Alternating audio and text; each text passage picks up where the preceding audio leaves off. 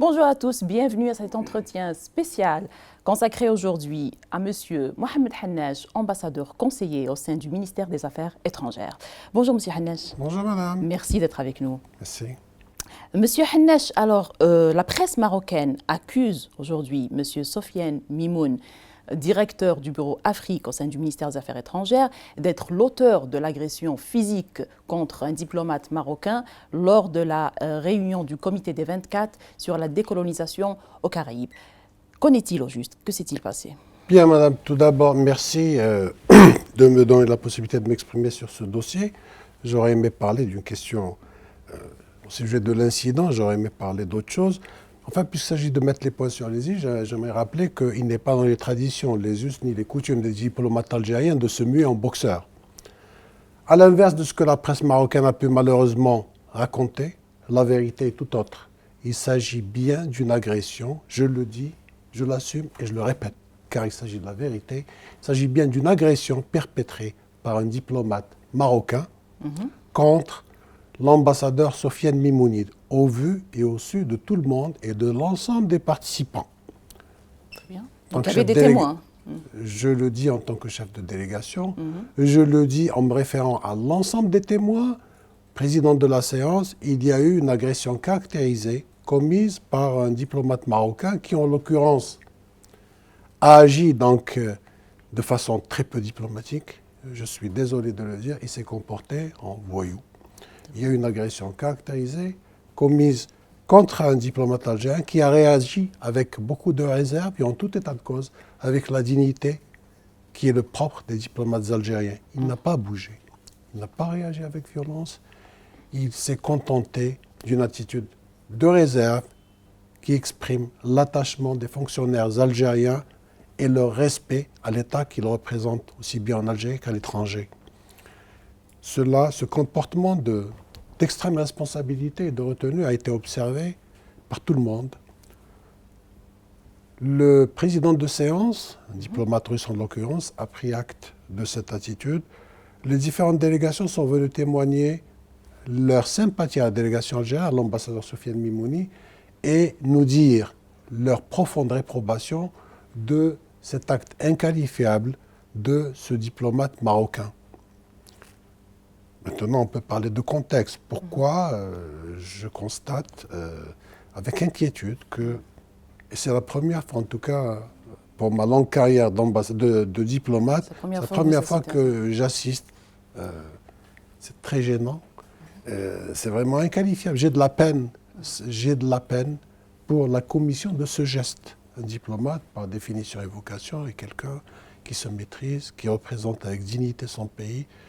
J'observe que cette attitude n'a rien à voir avec le respect du pays qu'on représente, ni avec l'attitude de dignité qui doit être celle d'un diplomate. Il s'agit d'une mise en scène, donc.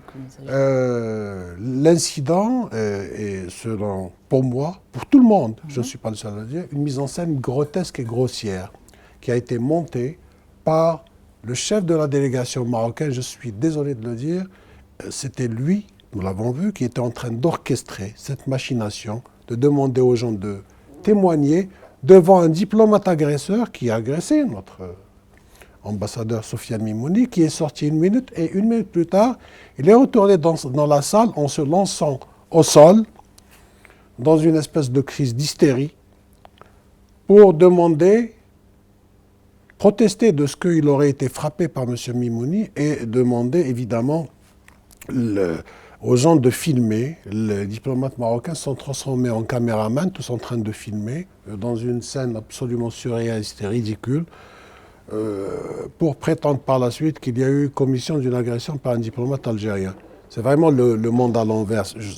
Cette scène, si vous voulez, cette mise en scène grotesque et grossière, encore une fois, ne mérite pas qu'on s'y attarde, si ce n'est pour condamner, absolument, condamner avec cet acte répugnant, cette machination abjecte et indigne de ce que doit être un diplomate. Un diplomate, par définition, c'est une manière noble de participer au rapprochement entre les peuples, de négocier pour régler les problèmes. Ce n'est pas verser dans des machinations aussi grossières, aussi indignes. Et quel est votre commentaire aujourd'hui sur la déclaration du représentant du Polisario à l'ONU et qui a critiqué le comportement indigne de ce diplomate marocain lors de la réunion de la décolonisation? Je crois que le représentant du Polisario n'a fait que ce que je vous disais tout à l'heure, constater, dresser le constat qui a été unanimement dressé par tout le monde, à savoir que nous avons eu droit, malheureusement, à un comportement abject, à un comportement indigne d'un diplomate. Et le représentant du Front Polisario l'a bien noté et il a bien fait de condamner, tout comme je suis en train de condamner cette attitude inqualifiable. En 2016, le chef de la délégation marocaine a déjà été cité comme perturbateur lors d'une même réunion sur la décolonisation. Quel regard portez-vous sur ça? Il a malheureusement, hélas, encore une fois, un dossier assez étoffé sur le peu de respect, le peu de cas qu'il fait de la déontologie diplomatique et du nécessaire comportement entre diplomates. Et il a eu cette histoire en 2016, qui n'est pas très brillante ni pour lui ni pour son pays, qui a terni une image déjà écornée de la diplomatie marocaine. Il s'est encore une fois manifesté au cours de la dernière réunion du comité de décolonisation à laquelle nous avons assisté. Et pour ma part, je constate que il y a deux attitudes. On ne peut pas être diplomate et voyou. Il ne s'est pas comporté, tout comme sa délégation. Nous avons eu droit à une délégation extrêmement nerveuse, une espèce de soldatesque avec qui nous ne pouvions pas discuter. Nous étions dans chaque délégation, il y avait une moyenne de 3 à 4 diplomates. La délégation marocaine était composée d'une quinzaine de gens qui voulaient absolument étouffer toute velléité de travail et de contact. Et c'est en cela qu'il faut se poser des questions. Pouvez-vous nous en parler du contexte de cette réunion, M. Hannaj? Bien, le contexte de cette réunion est un contexte assez particulier sur lequel il est bon de donner un éclairage. Cette réunion, qui est importante en soi, c'est une réunion sur la décolonisation qui est chargée à chaque fois de donner lieu à une discussion de fond, un dialogue sur les voies et moyens de faire progresser donc les cas de décolonisation qui restent encore à faire. Ça, c'est la vocation du comité des 24. Le contexte est très spécial, disais-je, en ce sens que cette réunion intervient au lendemain de l'adoption de la résolution 2351 du Conseil de sécurité, qui a été adoptée à la fin du mois d'avril, et qui confirme de manière très forte donc, le droit à l'autodétermination du peuple du Sahara occidental, qui confirme évidemment la validité du processus et qui, à travers le secrétaire général, invite à une relance effective et sans condition du processus de paix.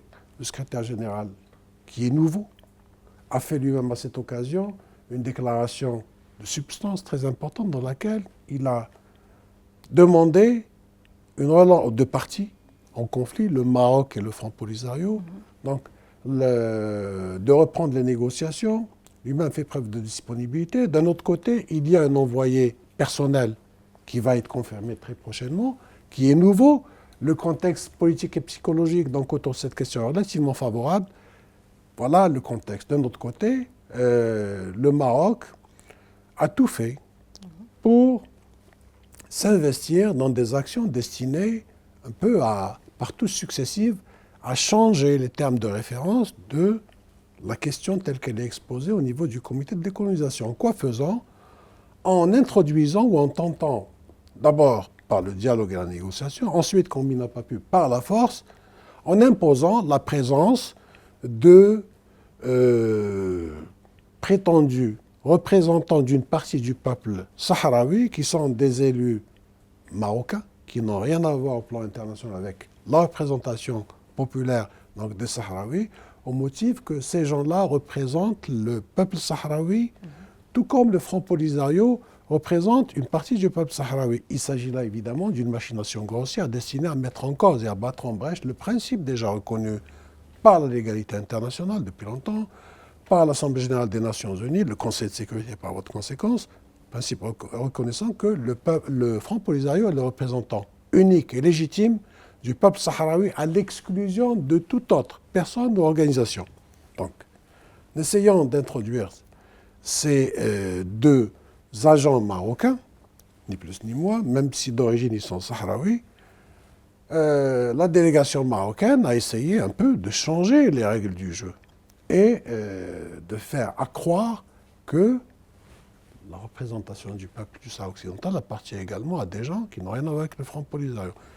Il y a eu donc une attitude, une réplique unanime de l'ensemble des délégations qui ont refusé d'abord cette machination, qui l'ont consacrée au niveau du rapport, au niveau des recommandations qui ont été faites, et qui ont refusé qu'il y ait eu quelques références directes ou indirectes à ces deux représentations marocaines, donc qui n'ont rien à voir avec le peuple sahraoui, qui ne représentent qu'eux-mêmes. Voilà un peu le contexte global et le contexte dans lequel les travaux ont été menés par le comité de décolonisation.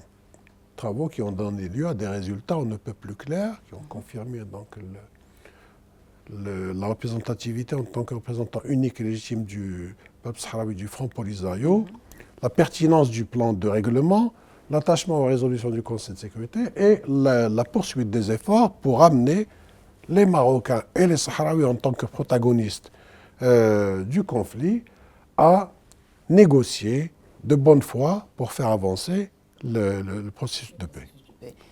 Merci beaucoup, M. Hannes, d'avoir été avec nous. Merci d'avoir apporté tous ces détails et d'avoir éclairci les choses. C'est moi qui vous remercie. Merci beaucoup. Merci à vous, M. Hannes. Merci à vous de nous avoir suivis. On se retrouve dans d'autres entretiens d'Algérie Presse Service. À bientôt.